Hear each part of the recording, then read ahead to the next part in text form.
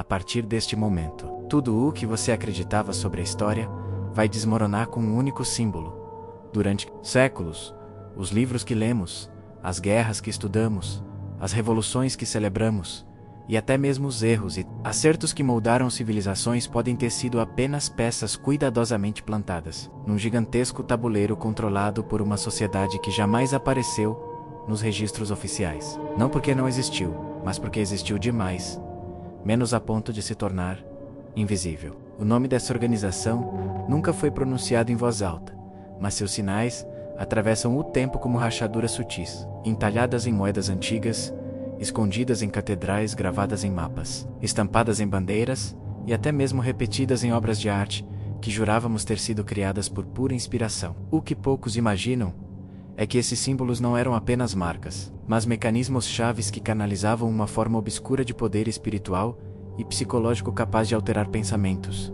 manipular multidões e influenciar decisões políticas em eras inteiras.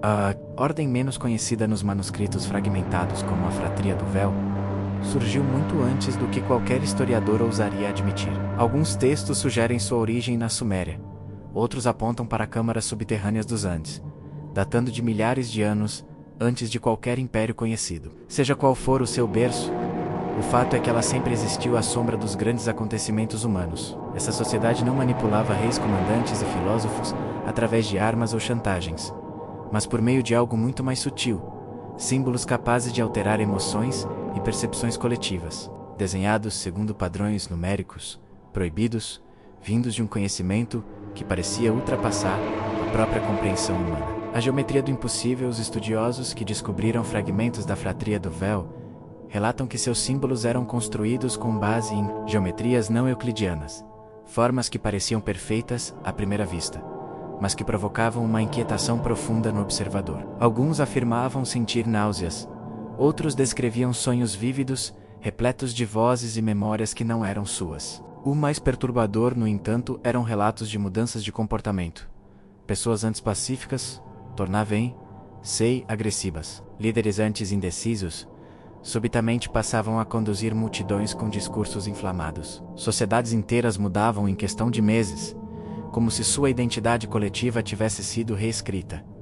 Tudo isso era provocado por símbolos, apenas símbolos. A Fratria do Véu acreditava que a linguagem gráfica era uma porta direta para o subconsciente humano, uma tecnologia espiritual perdida. Para eles, um símbolo bem construído poderia moldar uma civilização inteira. E segundo lendas, foi exatamente isso que aconteceu. Escritores, profetas e artistas como peões a arquivos que sugerem que figuras históricas consideradas gênios visionários, filósofos, inventores, líderes religiosos, exploradores, teriam recebido sonhos inspirados por padrões simbólicos. Não mensagens diretas, mas impulsos sutis que os guiavam para decisões que acabariam moldando eras inteiras. Um manuscrito encontrado na Biblioteca Despercebida, de Alexandria, descreve que a fratria inseria seus símbolos em locais estratégicos, nas tapeçarias dos castelos, nos vitrais das igrejas, nas capas dos livros antigos e até mesmo nas fronteiras dos mapas medievais. Os observadores, sem perceber,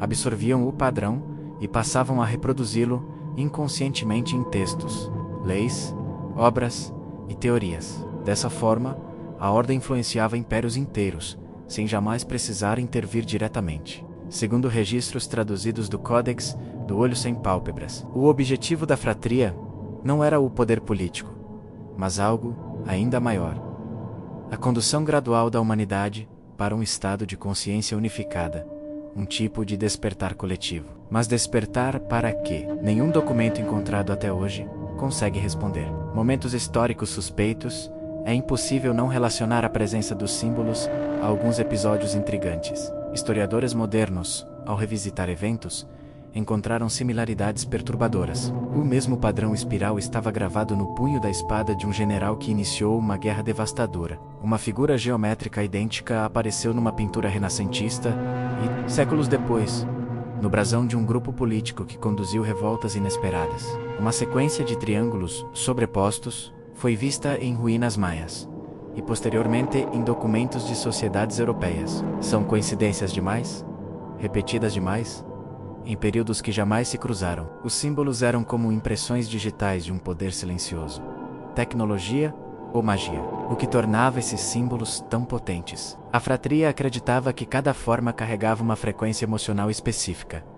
Linhas curvas induziam compaixão, ângulos agudos despertavam agressividade, padrões circulares evocavam união, fractais complexos estimulavam criatividade. Mas existiam símbolos proibidos, padrões que, segundo relatos, poderiam alterar a percepção do tempo, gerar alucinações, induzir êxtase coletivo ou destruição emocional em massa. Esses eram usados apenas em momentos cruciais, quando a ordem precisava intervir discretamente na linha da história para evitar ou provocar menos catástrofes que consideravam necessárias. Um dos textos, o Tratado da Mão Invisível, sugere que a humanidade esteve à beira da extinção mais de uma vez, e que apenas a ativação de símbolos específicos conseguiu impedir ou redirecionar o curso dos acontecimentos. É impossível confirmar, mas o que impressiona é como essas narrativas se repetem em culturas isoladas no mundo inteiro. A queda da Frate e a do Véu. Algo, porém, ocorreu. Todos os registros apontam para um momento de ruptura, cerca de 1000 anos atrás. A ordem desapareceu, não destruída, mas deliberadamente retirada do mundo, como se tivesse cumprido sua missão, ou falhado, de maneira irreparável. Alguns estudiosos acreditam que um símbolo específico, chamado de a Porta de Todos os Olhos, teria sido criado com precisão tão extrema que desencadeou uma reação espiritual incontrolável. Esse símbolo, segundo antigos relatos, não alterava emoções, mas janelas de percepção. Ele abria a mente humana para camadas de realidade que jamais deveriam ser vistas. A fratria teria se dissolvido para impedir que esse padrão caísse em mãos erradas, mas não conseguiram ocultá-lo por completo. Fragmentos dele ainda aparecem ocasionalmente em murais, marcas, tatuagens antigas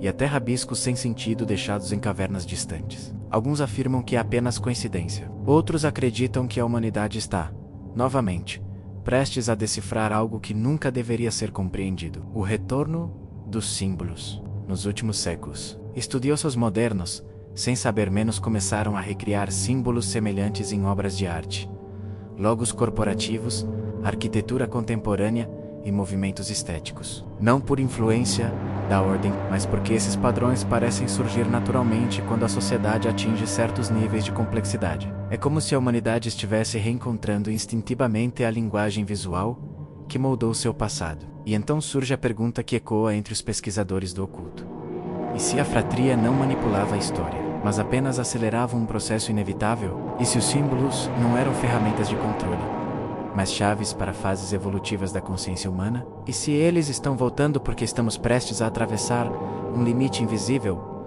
o mesmo que quase destruiu a ordem há 1000 anos? Alguns acreditam que os símbolos são portais, outros que são códigos, outros ainda que são espelhos de forças psicológicas profundas. Mas todos concordam em uma coisa: ignorá-los seria tolice.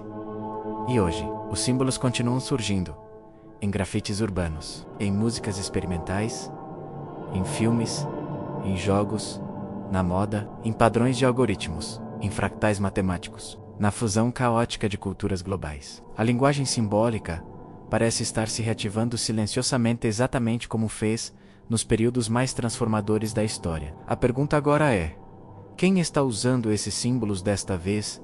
A humanidade? Ou algo mais? Talvez seja apenas o início de um novo ciclo onde consciências individuais começam a se alinhar a padrões invisíveis que muitos acreditam ser obra de uma sociedade extinta, menos quando na verdade pode ser apenas a natureza profunda da própria mente humana. Ou talvez a fratria do véu nunca tenha desaparecido. Talvez tenha se tornado tão parte do mundo que já não pode mais ser distinguida dele. Afinal, se o poder de um símbolo está em ser visto, sem ser percebido, então o maior triunfo dessa sociedade secreta talvez seja justamente este: continuar moldando a humanidade sem que ninguém jamais se dê conta. Agora que você conhece o primeiro símbolo, você jamais verá a história com os mesmos olhos.